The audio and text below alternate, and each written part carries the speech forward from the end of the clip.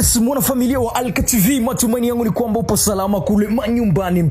Karibu katika video hii, tunaenda kuzungumzia hii update ni kushushwa kwa wimbo wa msanii Harmonize kutoka Tanzania. Wimbo wake wa Beautiful, ngoma ameachia tu hapa karibuni, imeshushwa kwenye account yake YouTube. Msanii K White kutoka Kongo ndo amesema kwamba msanii Harmonize na timu yake wamekopi baadhi ya vitu kwenye wimbo wake unaitwa Me and You, na amewapa taarifa viongozi wa YouTube na wakashusha wimbo. Sasa si kama Alka TV tunampigia simu msanii K White kutoka Kongo ili tuzungumzie hili swala, tujue kipi kinaendelea kuhusu hao wawili. Brother K White, kwema bro? Wewe, nashukuru Mungu ndugu yangu. Saizi taarifa ambayo inatamba kwenye mitandao ya kijamii ni kuhusu wewe na timu yako kushusha wimbo wa Beautiful wa Harmonize. Nataka tuzungumzie hizi story. Kipi kinaendelea bro? Kinaendelea, je pense ni même chose tu kisi umeona, kama umeona ku déjà na circuler kwa réseaux sociaux. Sina kia kusema parce que tu amaliza kuongea na timu managerial yake yangu na yake.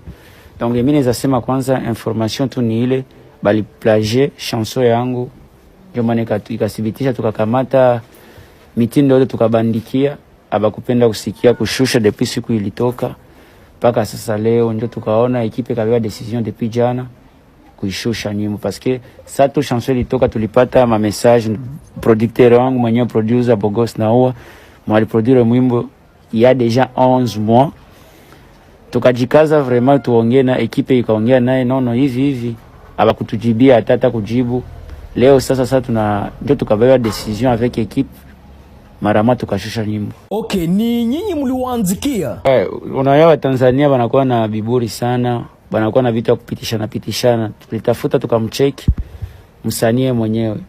Na msanii unajua wao wanajifaa kila siku wanakuwa mastar kutupita itu. Kitu kenyasia tutasema mbo tunaweza bambia banapuzia tu, tunaweza bambia wanapuzia, ndio tukaona batu watujibide vitu tunabandikia. Ekipe kasema no, haiwezi tolerate ile kitu kuendelea, baka oblige marama baishusha. Zungumzia ile story ya kukopi kwenye wimbo wako na wimbo wa Harmonize. Yani Harmonize na timu yake wamekopi nini kwako? Wamekopi beats ama tuseme pia maneno ya ile ngoma ya kwako? Bali kamata structure ya chanson yangu, donc structure ku niveau ya tapis ya beat.